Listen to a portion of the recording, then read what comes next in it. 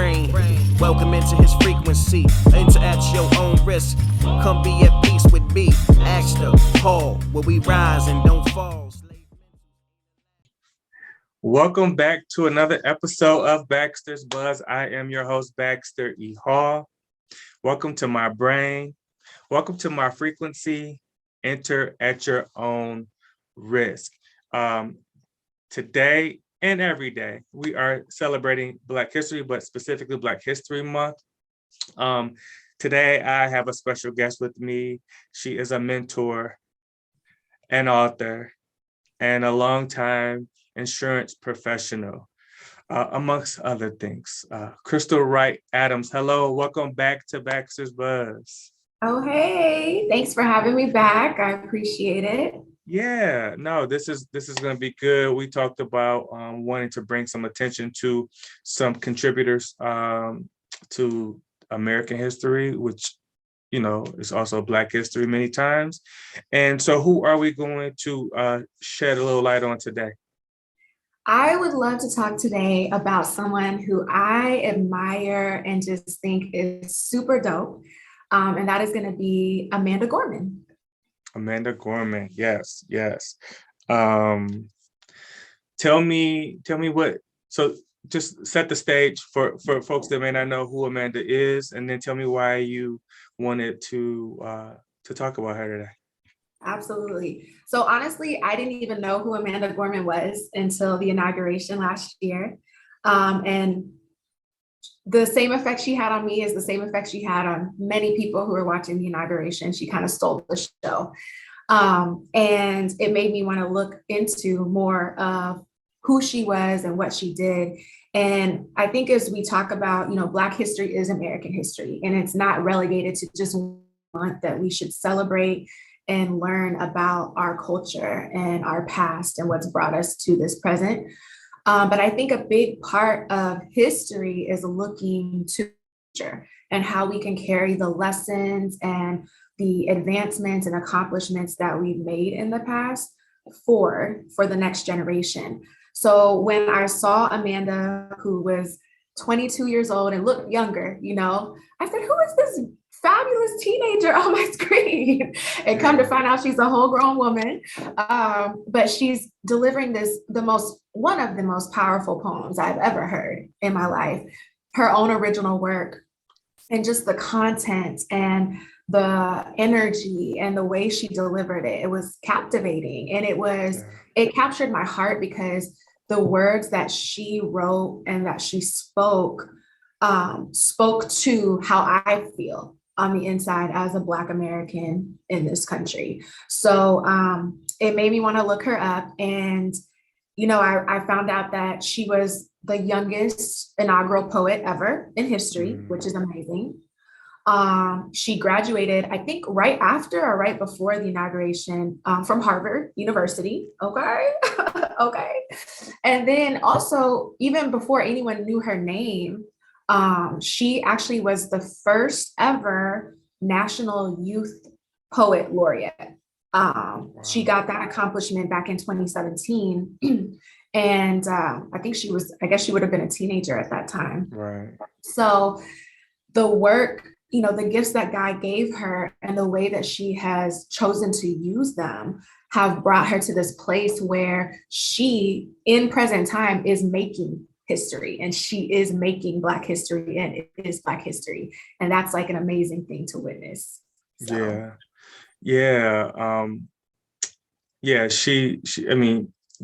She was just standing there with this poise and this confidence and these words, this fire, and this, it was a big deal, and it did kind of make people go, who is this young lady? Like, how do I learn more? Like, where'd she come from?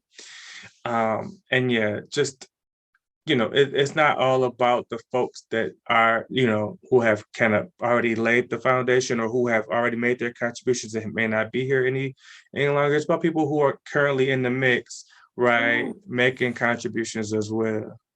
Exactly. I mean, we honor and the legacy and the work and, like you said, the trails that have been blazed by the Malcolms and the Martins and the Mayas. Like, we will never forget that because their impact was so tremendous.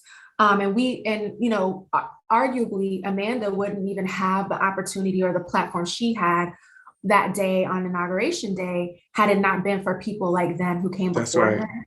But I think sometimes, especially as we get a little bit older, we tend to kind of use those figures as a safety net, right? Like every Black History Month, we're talking about the same people. And yes, honor their legacy. And yes, their contribution was just so profound. But there are other people out here making just as big of an impact that may not have the same notoriety. And then you also think about, but if we just stay stuck on the people of the past, what are we doing to advance present day so that we can encourage and empower leaders moving forward, right? And I feel like that's what Amanda represented to me as I was watching her, somebody who's just a little bit older than her, like big sis, you know? Yeah. And I mentor young women, right? I mentor young teenage girls through my Caterpillars to Butterflies ministry organization with two of my other really good friends. And so to have her as an example, to be able to have her represent something that they may have never seen in their lifetime from someone who not only looked like them, but was close in age to them. And to see the accomplishments that she's made and to see that she did it in her own way. She didn't have to become, a preacher or, a militant term, not so militant leader, right? She was using her gift of words and her love of her culture to shine a light on, the experience that we as Black Americans face every day in this nation and have historically faced. And to say, hey, how can we bridge this gap and come together and make it better for everybody? And that's such a powerful thing for a young woman to be able to witness and say, like many women said when they saw Kamala Harris being, inaugurated as vice president, wow, a woman of color, a woman of Asian descent, a woman being inaugurated as president, but then amidst all of that, this beautiful young woman being tasked to deliver this amazing poem that just touched the hearts of the entire nation, Yeah. You said a lot, and I was like, my mind's kind of like always all over the place, and it's like you hit so many points that I wanted to talk about. But one of the things that I think about is just how important seeing people that look like you is. I saw a post today, ironically, there was like a young Black girl. She was like laying on the ground with like all of these books, these with like these like the front page of these books, it was like all these Black figures, right? And the person who posted said, I wonder how I would have been had I experienced life with all of these, books of people that look like me, right? I always feel a little silly when I say this. It's only been the past 15-ish years or so when I realized that the Band-Aids were supposed to be flesh colored. I don't think any of us knew that when we were that age, But it wasn't because they weren't for us. Right. And so it's like, dang. And you think about every level and how important it is for you to see someone just making contributions in the way that you would like to make them, right? Either physically looking like you or either making contributions in a similar way. Right. So for all of the artists that are out there that feel like, someone says, you don't want to rap, you don't want to sing, you want to read, nobody's gonna notice you or something along those lines, right? And then you see this young person with, one of the biggest stages, right? And making that impact. So there's different levels to it, but we all just want to have representation so we can have that inspiration behind it. Yeah, that's what keeps the movement going forward. And as you were speaking, I kind of had this epiphany, and I don't know if you feel the same way, but I know my friends in my circle feel the same way. And even if you go on social media and follow any prominent Black person, prominent, maybe not the right word, but like, famous, has a big fan base and that kind of thing.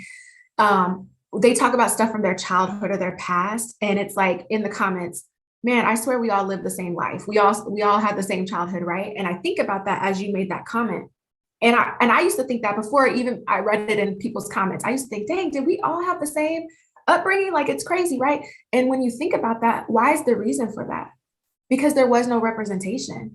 The little representation we did have for our community, for our culture, we, like a moth to a flame, we ran and we were drawn to that.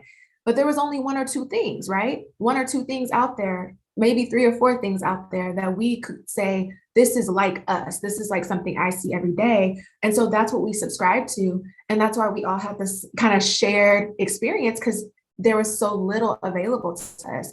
So when you talk about the representation, that's a perfect segue into the point I was going to make. I was fortunate to be invited to the Delta Sigma Theta MLK Junior Scholarship Breakfast this year. And their theme was Generation Next. And what I loved about it was that they had the panel discussion was all young people in different sectors, in different sectors of the marketplace, that they wanted to come and speak on how do you advance our culture and equity and inclusion in your respective sector of the market. And it's so important, right? It can't just be rappers and singers, and it can't just be athletes. We have to get a seat in all those different areas of the public sector, because it's going to take all of those to make the difference and to bridge the gaps that we're wanting to bridge. So Amanda Gorman represents, like, I can be a poet and do this, right?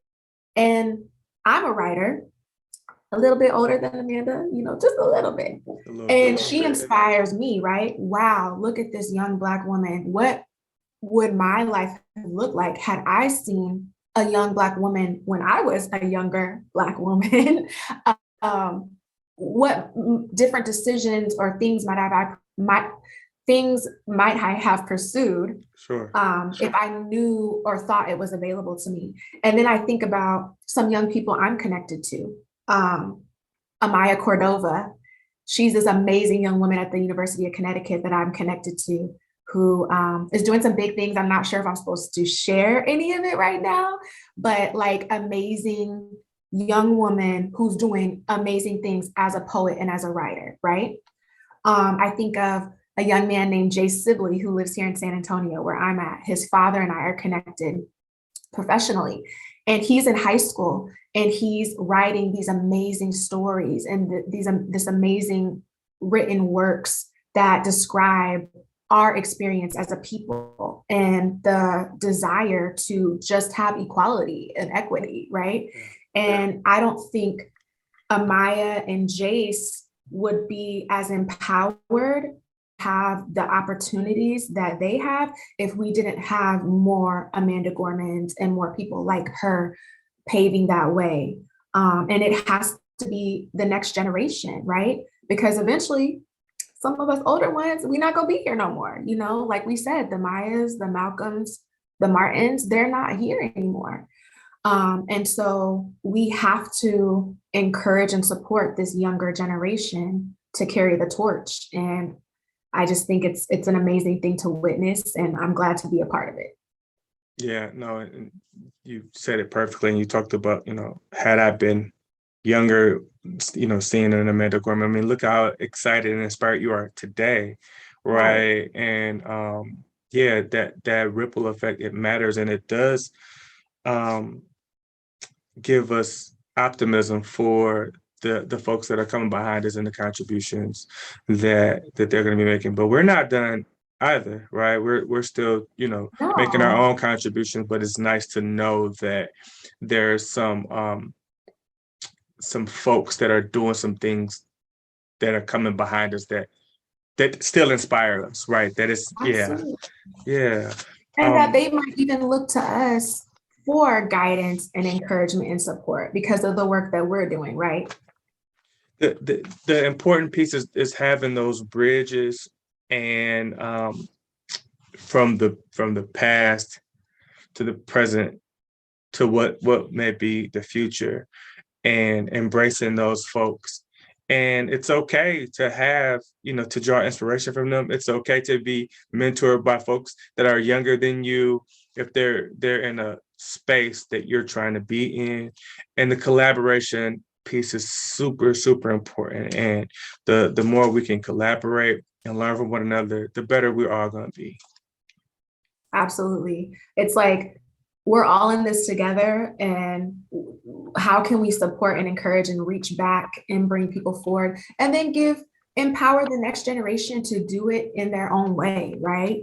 Like, not put confines on them of this is how we did it and this is how it was done, but they live in a different world than we grew up in, right? Right. They have access to a broader reach that we didn't have at their age. So let us encourage them to do it in the way that is going to be impactful to this generation, Yes, absolutely. So just salute to Amanda Gorman, the contributions that she's making, the inspiration that she's given so many of us. And shout out to the next Amanda Gorman, right? That's coming behind, knowing what's more possible, maybe that they didn't imagine, before, right? Absolutely. Yeah. So no, this was good. I love the choice, and I love, I've had so many conversations, really good conversations, and so many different people. It's caused me to do some more research. It's like I'm just continuing to learn from the amazing people I've had on this month, and of course, you are one of those folks as well. So thank you for your contribution, and thank you for everyone watching. I hope that this was informative. If you don't know more about Amanda, check it out. And until next time, peace. Bye. Welcome into his brain, welcome into his frequency. Enter at your own risk, come be at peace with me. Thank you so much for watching this video. If you haven't already, please hit the like button, please subscribe, share, and also hit that notification button as well. Thank you so much. Financial literacy to authentic Black history, this real rap.